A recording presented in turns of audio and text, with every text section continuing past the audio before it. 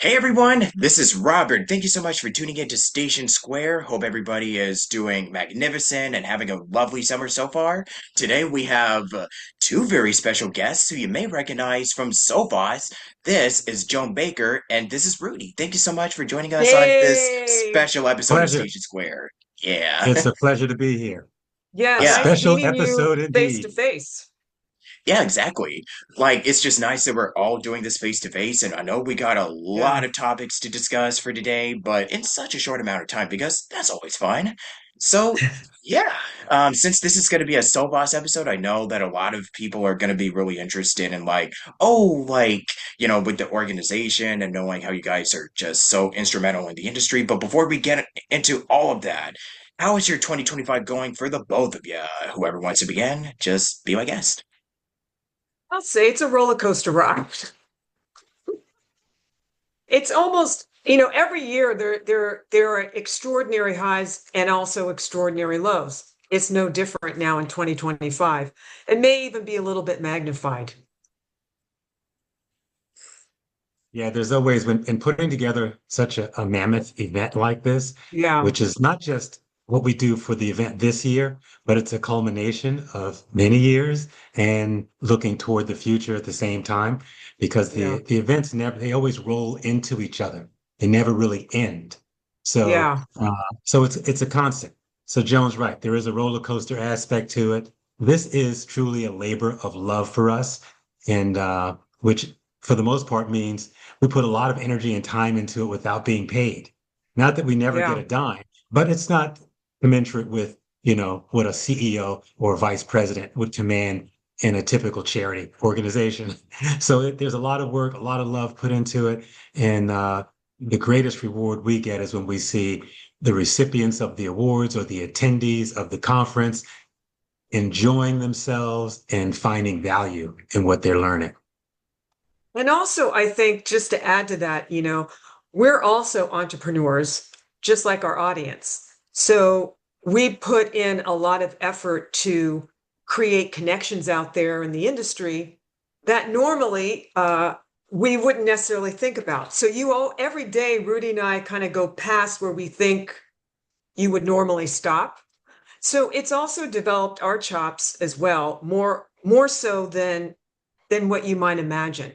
And also, we put in our own finances every year towards the events as well, because if we don't get enough sponsorship, or we make the tickets low on purpose so that people can enjoy it, we have to make up for that in some way. So that's why Rudy says it's kind of a never-ending circle. And we've been doing these events. Well, we've been doing that voiceover since 2009, and that's 16 years ago. And we've been doing the Voice Arts Awards since 24, actually 2013, but we made it into where you can submit work in 2014. And there's a lot of arms to what we do, and there's a lot of overseeing to what we do. So it literally takes up 12, 14 hours a day, 6, 7 days a week. There you have There you it. have it. So, TLDR, this is 2025 in a nutshell. Yeah. Yes, that's right. And then we have our own personal life, which it may be a slice of, but we have our own personal life. And then that also we have to pay attention to that as well, if we're going to be at 100% full throttle for what we do. So there you have it. Right. Like I said, we're not even scratching the surface of just everything that goes into acting and just personal lives and just how, like I would just say that this year for me personally has just been it's definitely also been a roller coaster. It's definitely also been a Mm. year of growth in a way Oh, because good. we yeah, like I know that times right now can be really tough for a lot of us artists, like especially when it Yeah. comes to shows and entertainment and so on and so forth, politically and just economically, but because you mentioned finances and I just wanted to add on to that for most of us that are just now getting to start or have been in the industry for so long and that are being vulnerable about like, hey, look, this industry can be really brutal, but I know if you're really willing to put in the time and the energy and so much that you're doing, like right now, like for the three of us, like I can safely say right now, like I know that even if life can throw us a wicked curveball, like especially with a lot of stuff that has been happening this year, but I know for the fact that we're still here, we're still doing what we love, and we're Thriving-ish. just, yeah, Yes. thriving. Yeah, exactly. And we're just kind of just going with the flow, like day-to-day basis. Like every day is really unpredictable. Like you never know what's going to happen in this business. So that's why Well, it's just really important. Yeah. what's interesting about what you're saying is, I remember decades ago that I had a therapist, and the therapist knew, and this is before even voice acting. It was when I was trying to be a dancer and an actress, like an on-camera actress, and right before I got into voiceover. And she said to me, your work ethic right now, if you were in a different industry, like if you were in banking, she'd say you'd be the vice president of Citibank because of the kind of effort and energy that you're putting into your career. But because it's show business, it's just a different, non-linear kind of avenue. So the work that you do might not necessarily show up right away, or how the dots are connecting, you might not realize that to what you're doing right now, because in a way it's nonlinear and it doesn't necessarily connect, or it doesn't connect right away like it would in another industry, like banking, right? So it Right. helped me to understand or give me some perspective in terms of show business. And this therapist wasn't necessarily a showbiz person, but she understood it. So it does help when you get other perspectives, and it does help when you hear what other people's plights are. It does help put perspective on being a solopreneur in show Yeah. business, And right? everyone is dealing with that sensation or that sense that you're not doing enough, or you aren't Right, making the right Rudy. moves. And Right. oftentimes you are doing enough, and the idea that you're not becomes the thing that stops you. The thought that you're not doing That's enough, true. and that you're wasting your time, or that what you're doing is not making a difference, that That's can really true, Rudy. stop you and keep you from getting out of bed in the morning. So I love that analogy that Joan cited, because the amount of work that you do to generate a career as an entrepreneur in the entertainment business is equivalent to what you might do if you were the VP of a bank or a corporation, uh, to get the job and to do the job. So I always That's tell right. people, remind yourself that you're not behind. All you have to do is keep pushing forward, looking for new avenues, and yeah, just keep going and believing in yourself. True. It's true. Yeah. I mean, everything that you said, Ruby, it really does hit on such a personal level. And I really couldn't have said it anything like to add on to that. Like, it is just so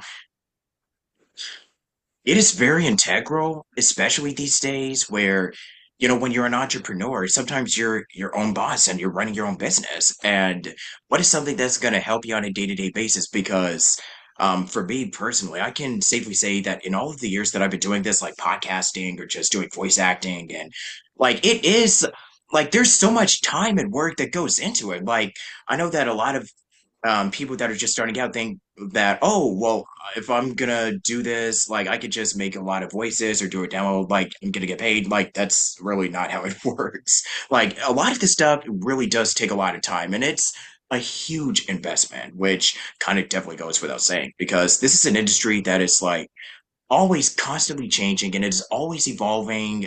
Like how the industry is right now may not necessarily reflect on how it was like a month or a year or just a Mhm. decade ago, like you were saying. So it's just really interesting to see just how much can really change in the span of just a decade.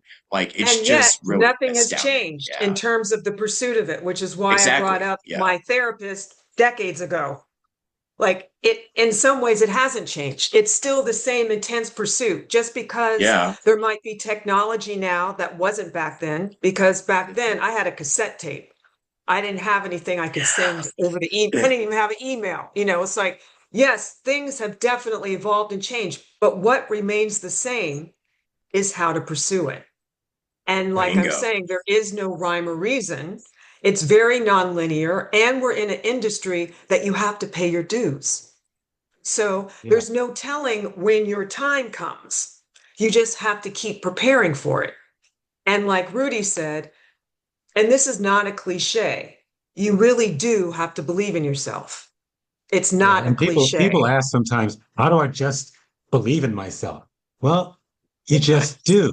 It's a funny thing. There's no special formula to it. One, you can use mantras. I mean, there's so much self-help material available to people. And now with ChatGPT, you can almost use it like a therapist and confess whatever you want and complain about whatever you want, and you'll get back very reasonable kinds of responses. But the things have changed a great deal with the exception of the pursuit. Pursuit remains the same. Mm-hmm. And we are change makers as Mm-hmm. as entrepreneurs in this space of creating events and awards because folks are operating differently now because we didn't have a comprehensive awards program in That's voice right. acting before SOVAS. There were a couple people who just focused on trailers. There was an organization that just focused on audiobooks, and there were a couple of awards you could get here and there.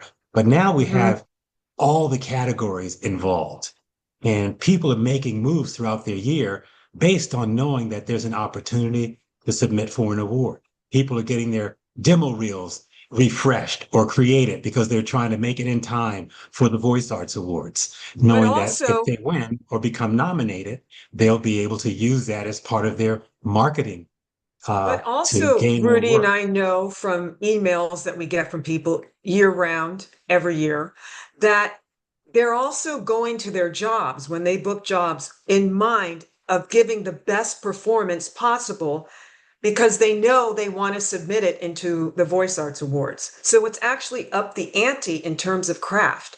It's up the ante in terms of what people are willing to risk when they go to do a job because it is a risk and also your reads are risks.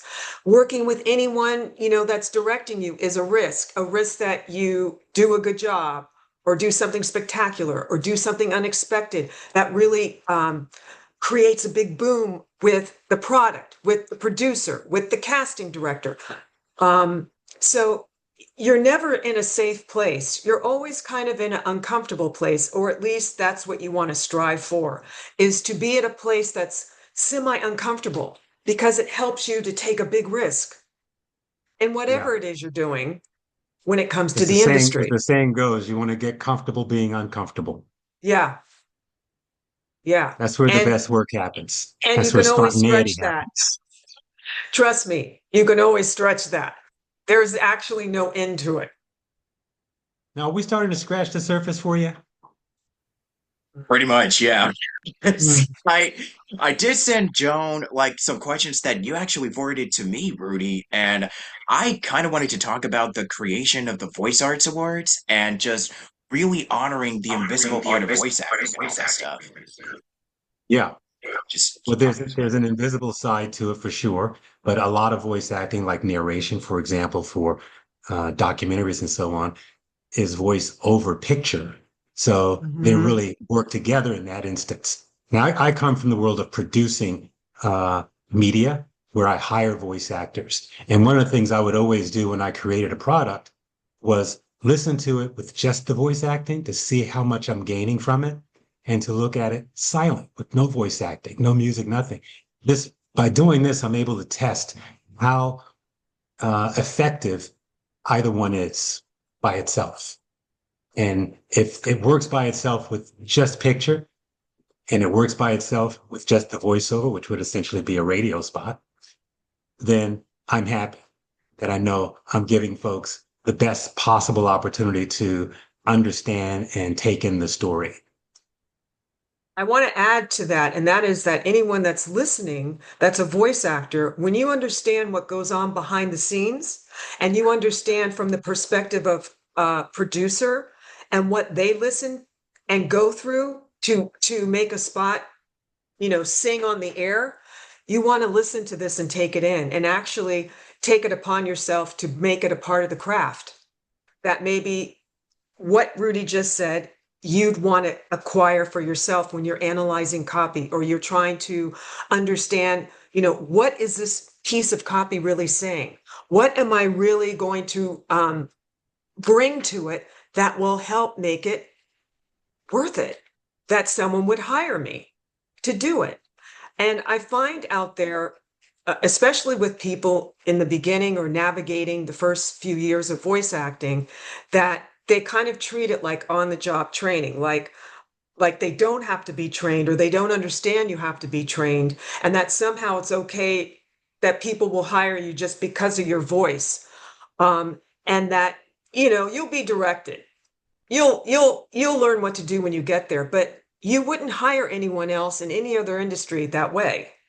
So it's the Yeah, same with performing in show business. No one wants to hire you to do it on the job. They want you to know your job. That's why they're hiring you. So when you absolutely. learn the perspective, especially with what Rudy just said, and everyone has their own way of doing it, of course, but I'm saying when you get snippets of what goes on behind the scenes, you definitely want to take hold of that and use it for yourself. It makes it less of a mystery when you go to interpret copy or when you go to bring it to life or when you go to audition or when you go to a job. You'll understand the jobs of everybody else. Yeah. Now, I That didn't mean to leaves you take us off without your mystery. question, though. How did it get No, but I started? think it's important if your audience is one that is just breaking in or they're navigating the first 5 years of their career. It's Yeah, really important to absolutely. understand I what just I was everybody's wanted to get doing. back to his original question about how the voice arts came about. Oh, As okay. you can see, it all comes out of the work itself. But the voice arts came after that's voiceover, the conference. And it Mm, was in curating the conference. You're looking for the best people in the business all the time to be able to convey their knowledge to the attendees. And I mean, it takes work because there are a lot of people out there who are looking for exposure, but they're not right. necessarily the top industry coaches and teachers or talent agents and casting directors. And those are the folks you really want to reach because you want to make sure that your attendees get the best possible value out of attending a conference. So, in Mm, looking for those people and exploring their resumes and talking with them, we really realized there's so much extraordinary talent in the voiceover ecosystem, not mm. just the voice actors, but the audio engineers and the casting directors and so on, the producers and directors. And in meeting those people and seeing what they have put into their lives, we said, who's honoring this work? These folks are toiling away. It's a labor of love. Mm, It's a livelihood. It's a their lifestyle. a lifestyle. It's what they depend on to live. Who's honoring Mm. this work? And it's important to honor our lives. It's important to honor our work. And so that's how we came to create the Voice Arts Awards so that we could really honor these extraordinary people that were coming into That's Voiceover. And also when Rudy was my boyfriend, he was a producer and director and writer at ABC News, and then he headed up Court TV, which had just started. And I would talk to him about like in New York, we had to show up in person. There was nothing online. There wasn't, sending your auditions in that way. It was all showing up in person. And in the waiting rooms, when you're with other voice actors, you're talking, you're looking at the script and all that. And people was constantly say for years how there was never any recognition for the voice actors. There was recognition for musicians, there were recognition for actors, there was recognition for writers. I could go down the list, but there was absolutely none for voice actors.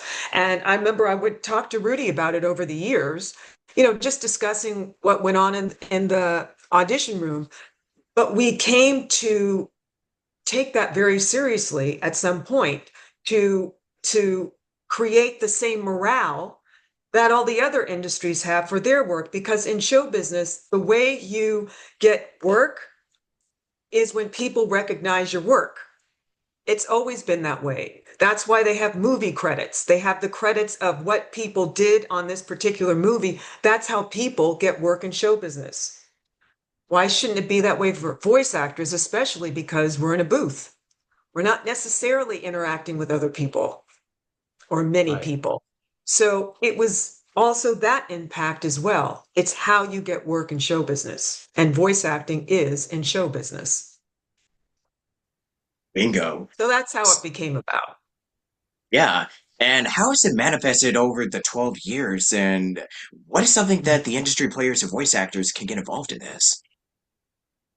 I think the primary way that it has manifested, the most obvious way, is that it went from being national to global. So when we first began, we had primarily English categories.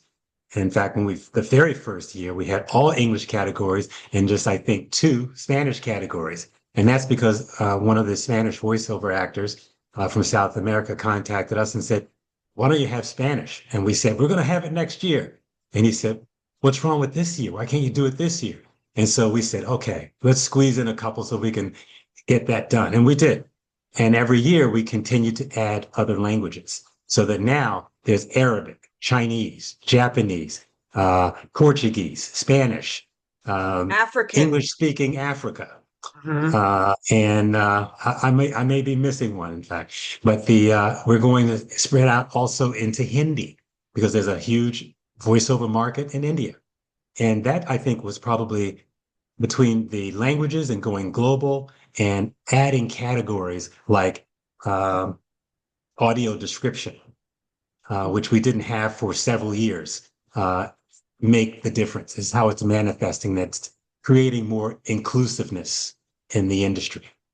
And by the way, in the English category, there's about 100, we've distinguished about 100 different categories in voice acting. That's new. No one And would there's ever still think more. that. And there's more, There's so right? many ways to break it up because we offer awards for not just the voice actors, but the audio engineers, the copywriters, casting directors, The producers. ecosystem. Mhm. Yeah. So all the people who make up the voiceover industry, and that's I Yes. think, a key manifestation too, by having the awards as a comprehensive recognition, begin to see what the actual ecosystem looks like. Voice actors don't feel isolated in their booths as just a last minute afterthought when the project reaches a certain point. Okay, let's call in the voice actor and get that out of the way. They now see themselves as part of the entire ecosystem, uh, which is an important understanding for us as an industry. And also, when we first started the Voice Arts Awards, we decided to create a category for demos. The reason why we did that was because at the time, there was such a huge conversation and a confusion about demos and how demos work and what it takes to do a demo, and that you have a whole team that helps you do a demo so that it replicates exactly how it would sound if you were in the marketplace. So one of the reasons why we created the demo category is to actually teach people that it takes a team. It takes a team of people to do a demo, not yourself, right? But a team of people, especially if you want to get an agent involved and they Yeah. have a say sometimes in your demo, especially if they want to sign you or you've just been signed. I remember when I first got signed to Don Buchwald, I did a whole demo that was about it, very different than now, but it was about 2 minutes long.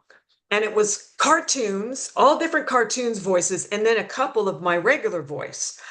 I got signed, and the first thing they said to me was, "Oh, you know, you're going to have to change your demo." I was like, "What?" They said, "Don't worry. You can do it with all real spots." And all the spots I got were my regular voice. So not only did I have to change my demo slowly but surely, but I had to use my regular speaking voice. And now that is in 1991. It still has not changed. Your commercial demo reel should be your real voice, not cartoon and mixed with cartoon and character or whatever else you're doing, narration or video game. So there's a lot of learning involved when you understand the industry, and there's kind of a protocol. Although you can definitely show up and be yourself, there certainly is a protocol to doing things if you want to be successful or if you want to make an impact. And that's what we also try to do with the Voice Arts Awards, is to help people learn more about the industry when you understand what goes on behind the scenes. Ta-da! That is so, like, I'm just listening to the story and I'm just like, especially with the part where you're talking about you have to redo your demo reel, which it's something that I know that is something that I feel like should be discussed more when it comes to demos. Like you can have your promo narration and having your natural speaking voice is really the one that it's really all It's you the need ticket. because we can all, yeah, it's the ticket because we can do like these over the top dramatic theater acting, but then it's at the end of the day, it's so distracting because people want to listen to you, not listen to what X, Y, and Z already did. They just want to hear original stuff, like your own unique voice in a Mm-hmm. way. Yeah. Yeah. Mm-hmm. No, they do. I mean, even And that's the cartoons have voice that changed. your natural speaking voice is the one that agents are looking for when it comes to commercials. Your natural speaking voice is also what video game producers are listening for in terms of what does your actual voice sound like as an Mm-hmm. actor? Same with Not so they cartoon. oftentimes video game producers don't want you to send them character voices that you've done because video Right. gaming is more and more straight acting, Mm-hmm. authenticity, characters that speak like human beings. And so they would rather Yes. hear what your normal voice is like. And then they have to trust from there whether you can bring the acting chops. But it's also the range in your speaking voice. In other words, the acting aspect, at different attitudes, sense of humor, inspiration, in your regular speaking voice. And when you butt that together, you're going to hear a range within your speaking voice, which is what voice acting is all about. It's about your range, and in particular, in your regular speaking voice. Uh, Yeah. to be a successful voice actor, you don't have to do one cartoon in your life with a cartoon voice. That definitely isn't the key. The key is you. And the key is you in a different ranges and different attitudes and different behaviors.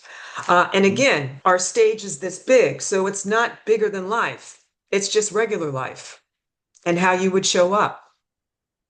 And You that know, and an already interesting creates thing a about, body of work. I Go absolutely ahead. agree. And an interesting thing about what I've noticed happening with the Voice Arts Awards since the onset of the Voice Arts Awards, because we have, 250 jurors who are going to Around the churning world. through all of these entries in different languages. And so what's happening is that folks are zeroing in on what works, what is excellence. It's happening on its own just by virtue of these different jurors, inserting their opinion into the process, the judging process. And Mm, so things are changing. What is a demo reel? What is a great demo reel? Well, for one thing you can look at is which one won. When someone submits 100 commercial demos and one person stands out from, the numerous judges who've gone through it, that gives you an idea of what works. hmm So that's not one person saying, I'm the expert, I'll tell you what your demo should be. That's a cumulative impact of a number of experts who have landed on Listening. your demo as the one that stood out. Right. Yeah, that is so important, man. Um, yeah, like everything you said, like what is something that you can offer to a demo that makes it authentically and uniquely just yourself and not just you doing a character, like doing a crazy voice or so on and so forth. You know what I mean? Right. So you Yeah, work with coaches and you do your thing And you understand and the business. You learn about the business. yeah. That helps you to create a great demo because your demo is actually up against people that do it for a living and done these commercials where there's hundreds of thousands of dollars put into the production. They have a director. They have it, they've worked on it with the director, their script. And it has to land in front of millions of people that watch it and work to get them to buy the product. That's what your demo's up against. It kind of goes past you being you. It's you in the marketplace, how you would be and sound in the marketplace. That's why buyers would be interested, as opposed to, oh, it's me, and I get to do these cartoon voices or, these pleasant scripts, and the music and the production behind it isn't something you'd hear on television. An agent is going to work with you if it sounds like their clients that actually do the work, not a replica that's kind of B version or C version, because they work with the people that actually do it. So you have to at least be that level in terms of what you're presenting. But I agree with what you said, Rudy. It's like there's about 7 judges for each person's submission in their own private home scoring the work. So you can't get kind of more powerful than that when people are listening to your work. And it's very objective. They don't know you. They're scoring what they're hearing, and they're experts in the field. So that has meaning to it. But also you can learn from it. You can learn, like what Rudy said, you can learn what works. Yeah, including the jurors. They're learning what works because That's many of true them too. never had the opportunity to really judge professional work on this basis, where they're actually part of the process of selecting the best work out of the bunch. So many of the judges come back and they're super enthusiastic and excited about having judged because of, it's just an exciting experience to go And the through, to quality of listen to work. all this. Yeah. So they come back, really jazzed about the experience of going through the work and seeing what's out there, sometimes being surprised at stuff that's out there. Uh, I have to confess, I'm surprised at some of the work I see too. And it's always great to get a sense of what's going on in the industry. But at some point, as an actor, you have to find ways to expand your perspective. No matter what you do, there's going to be a certain amount of tunnel vision that's related to your specific circumstances. But when you Mhm. start to look out as a juror, or as you start to look over your body of work in terms of what do I want to submit for this global panel of judges to review, you start to think a little bit more outside the box. That's right. And so that creates another dynamic that hopefully works its way into your world in a very positive way. I agree, Rudy. Yeah, I agree as well.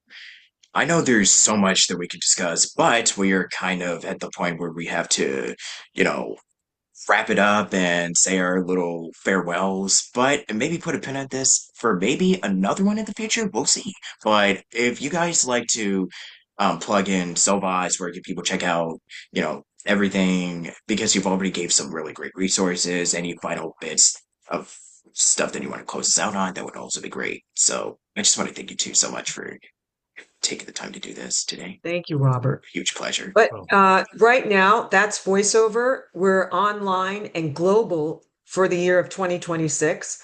That's voiceover takes place January 9th and 10th.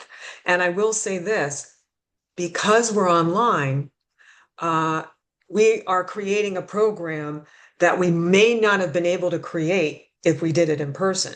So we're very excited about this year. There's already new things that are going to be taking place. One of the things that is new is that our speed dating event is going to be probably the biggest one we've ever had. And we've been doing speed dating, and that's voiceover since 2012.